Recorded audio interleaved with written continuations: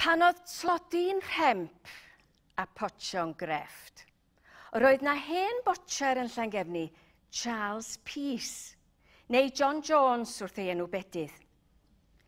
Ni honna i fod yn onest.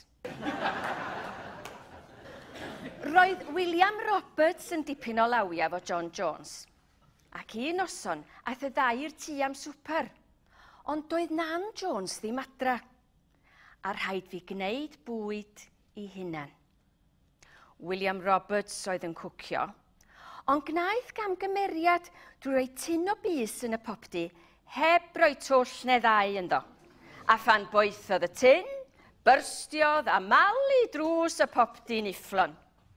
Digwyddes fynd i mewn i ganol y llanast, a William yn egluro beth oedd wedi digwydd a meddai.